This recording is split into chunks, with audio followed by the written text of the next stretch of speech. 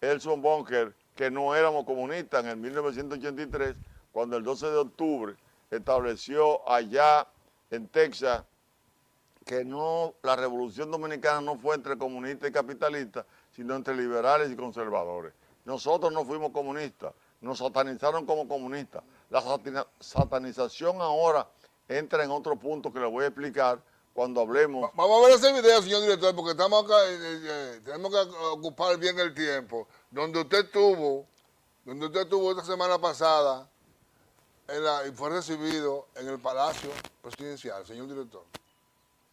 Ya en horizontal, a él se les zafó decirnos que lo que estábamos reclamando era lo mismo.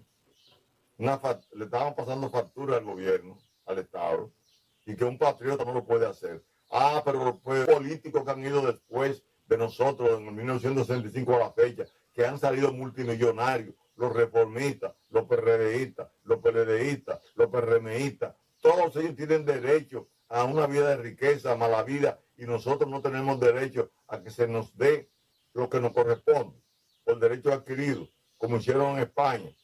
En España, ¿qué hicieron? En España, en el 1978, se emitió el Real Decreto Ley. Y no me hablen de España, que es España y nosotros somos otra cosa. En materia de acuerdos internacionales somos lo mismo. La visita al Palacio fue una visita provocada porque tenemos 5 años escribiéndole al presidente Luis Abinader para resolver el problema de los militares constitucionalistas y de ayuda que hay que darle a muchos combatientes civiles de la Revolución de Abril. No hemos sido todavía correspondidos. El presidente nos recibió en el 2021, luego nos recibió la consultoría jurídica en agosto del 2022 y todavía estamos esperando que nos sentemos a aclarar cuáles son los derechos adquiridos que el Estado Dominicano le ha incumplido a los militares constitucionalistas y por qué la razón de colaborar con combatientes civiles. Nosotros fuimos entonces al Palacio, no obstante haber nosotros respaldado al presidente Luis Abinader, que vamos a aclarar eso. Nosotros respaldamos al presidente Luis Abinader no para que se diera ante nosotros, no para buscar canonjías, sino para que el pueblo dominicano siguiera con un presidente que estaba luchando contra la corrupción y estaba luchando contra la anarquía que hay en Haití y que se había ganado un liderazgo ante los organismos internacionales que va a provocar, sin lugar a dudas, tenemos la fe de que se va a formar una fuerza interamericana de paz aquí como se formó malamente en el 1965, ahora con razón fundamental, porque no podemos permitir que ese pueblo haitiano se desintegre totalmente. Hay que ir en su rescate, como establece la ONU y como debe establecer la OEA. Entonces fuimos al Palacio, no obstante a eso, porque no nos reciben. Hicimos una marcha, ¿cuándo? El 19 de mayo. 19 se cumplían 60 años de la muerte en combate del coronel Fernández Domínguez y un grupo de jóvenes revolucionarios dominicanos, Euclides Morillo y otros grupos que fueron Ilio Capocci, varios grupos internacionales que participaron en ese momento y nacionales.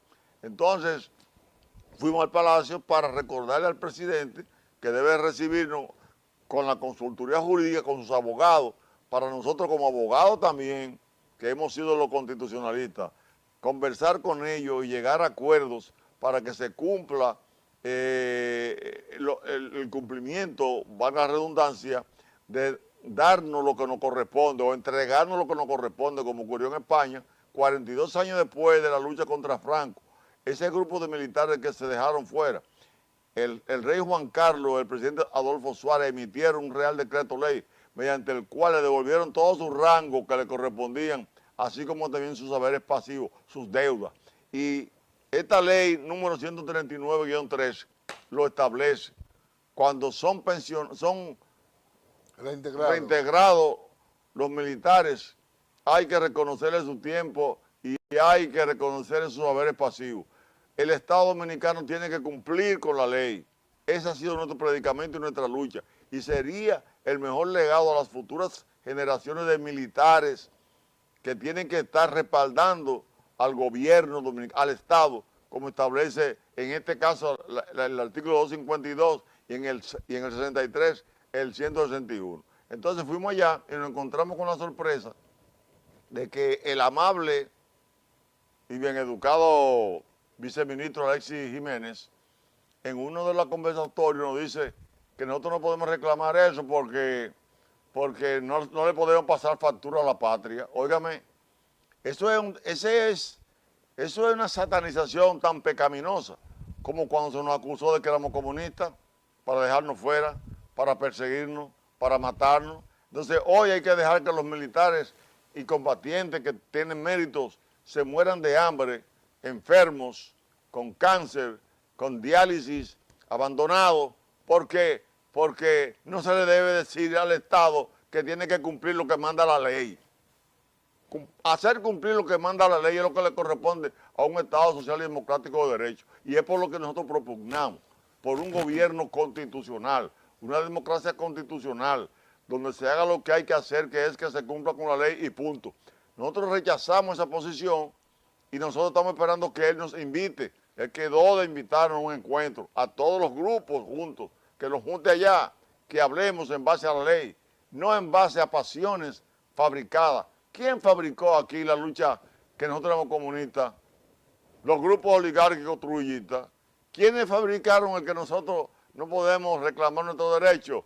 Ese mismo batallón de guerra psicológica que vino con la invasión y que ha creado rumores y que ha puesto hasta izquierdistas a decir que nosotros no podemos reclamar los derechos que nos corresponden porque eso significaría estarle pasando factura a la patria. Eso es mentira. Nosotros renunciamos en el 1981 de un cargo que nos pudimos haber hecho ricos. No andamos buscando riqueza, andamos buscando que nuestros compañeros sean resarcidos como manda la ley. Y eso le corresponde a este gobierno. Hemos dicho que si este gobierno no cumple con eso, este gobierno va a quedar cojo ante la historia dominicana. Señor, ese problema hay que resolverlo. Señor director, tenemos un video ahí que no queremos que se termine el programa. De esto que está sucediendo actualmente en la Cámara Legislativa, donde hay una propuesta. Vamos a escucharlo, señor director.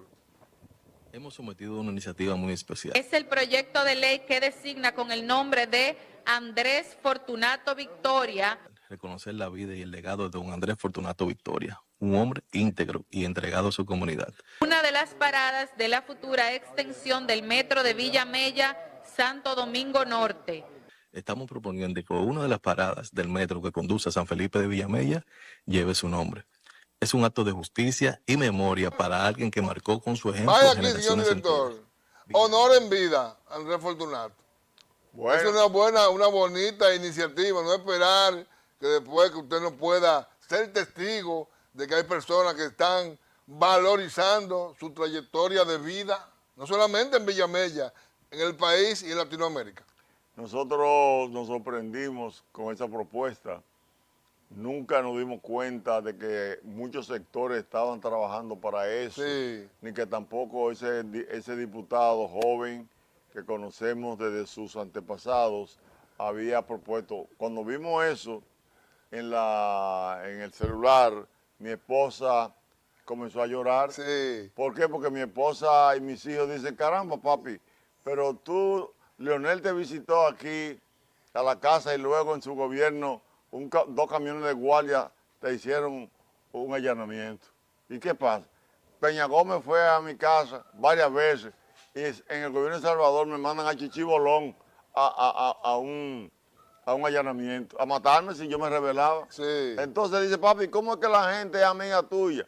Tú ibas haciendo el bien, haciendo esto, y sin embargo no te respaldan. Le digo, bueno, ahora le dije a ellos, miren mis hijos, oigan eso, pero aquí hay mucha mezquindad, aquí hay una miseria humana que posiblemente hay mucha gente que se opongan a eso.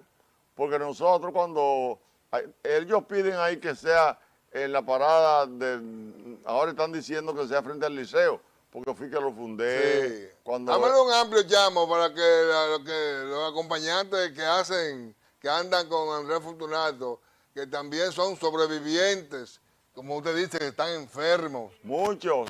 Y aquí mismo hay muchos que vienen con su pastillita. Sí. Porque es un promedio como de 84 años. Usted tiene 60 años representándolo a ellos. rechazando ofrendas personales para continuar con esa causa, que yo soy testigo, yo tengo muchos años entrevistándolo a usted. Pero déjame decirte algo, sí, y que el pueblo lo sepa. ya estamos acabando. Yo me hice abogado para defender a esta gente y la revolución, y quien pagó mi 4 años y medio que no falté nunca a la escuela, a la universidad, fueron mis hijos.